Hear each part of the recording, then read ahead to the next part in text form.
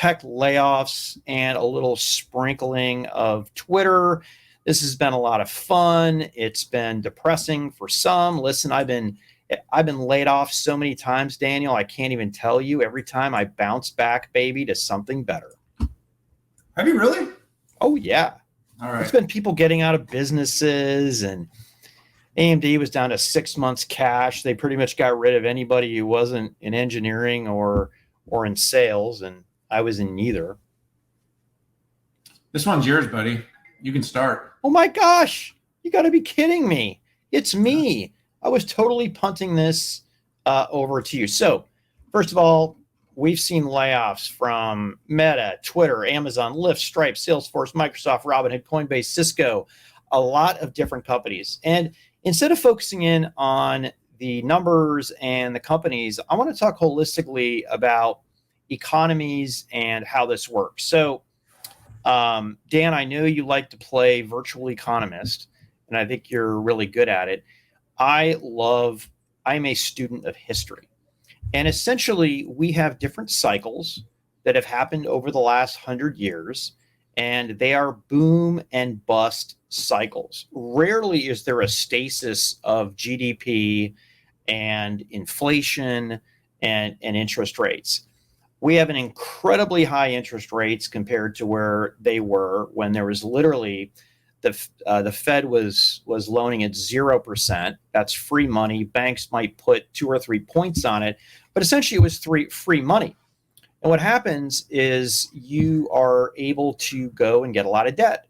And that included a lot of tech companies who were making some very good, but some very bad investments out there. And here we are in the state of economy. So don't be surprised. I think what's surprising people is this is some of the first time that any of these companies is doing layoffs. Companies like Amazon, right? Who's been on this rocket ship. You made a very good point about automation, Daniel, which was people just, when it came to things like production and warehouses, just hire bodies and get them in there. Very little investment in automation like robotics or software automation like we talked about earlier with the build product from SAP. But I think that people will look at this, companies will look at this time to get lean, quite frankly, get rid of some of the C and the D players that were hired. I mean, some companies hired 100,000 workers over the last decade, and hard to keep people. And I guarantee you that there were some very bad hires along the way. So this is a good time to get focused on what matters, cut out what doesn't. That's my thoughts on the tech layoffs. All right. So how much time do we have? We have one more topic, probably a quick one though. 11 minutes. I'm going to use the majority of our time on this because the last topic I think is more of a bit of an update. Okay.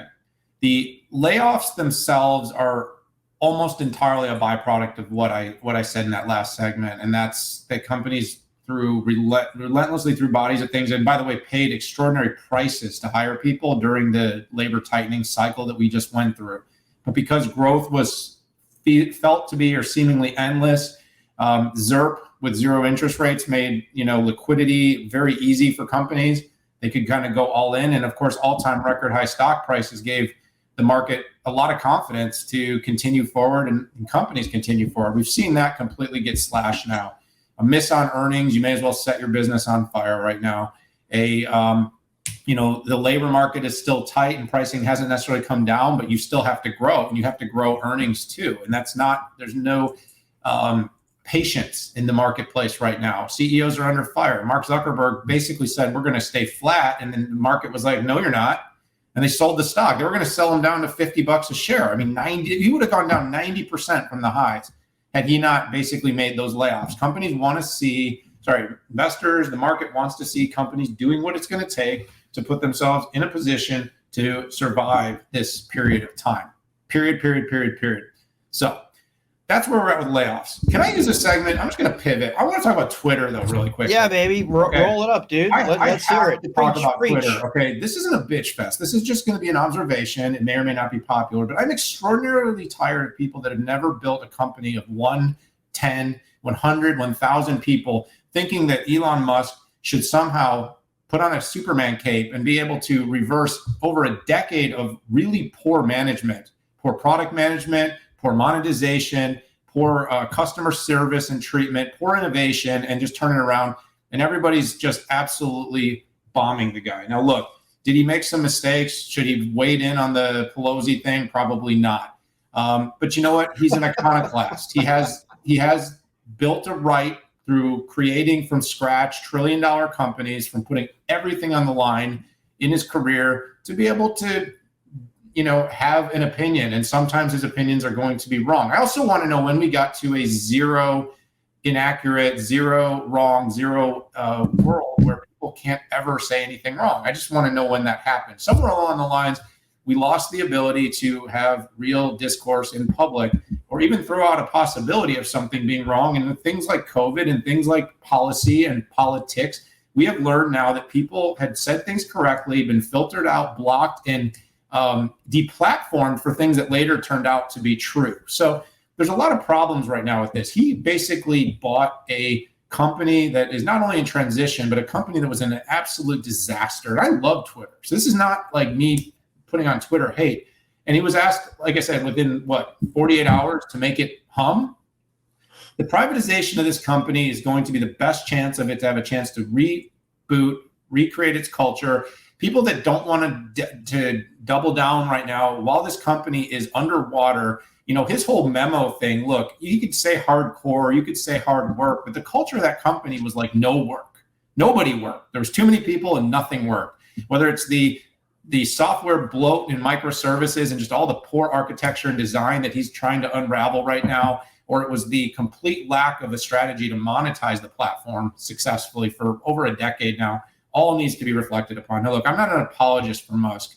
I'm just saying nobody can turn around a $44 billion company inside of 10 days and expect to be really successful. And if it was anyone but him, I think people would have a more reasonable outlook and expectation for how quickly this should happen.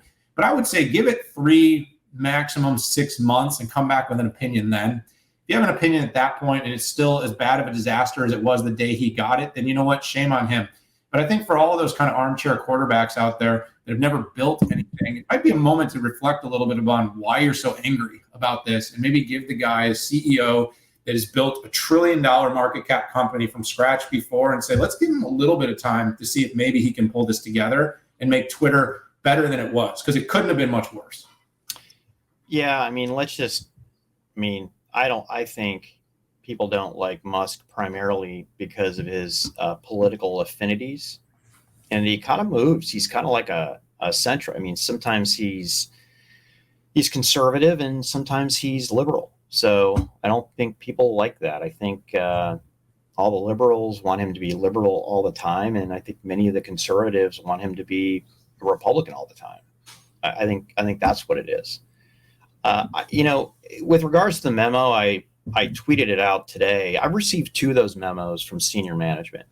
One of them was from a huge company and one of them was from a startup. And I pressed the yes button and I got promoted and I got super experience and ended up turning at least one of the companies around that I said yes to.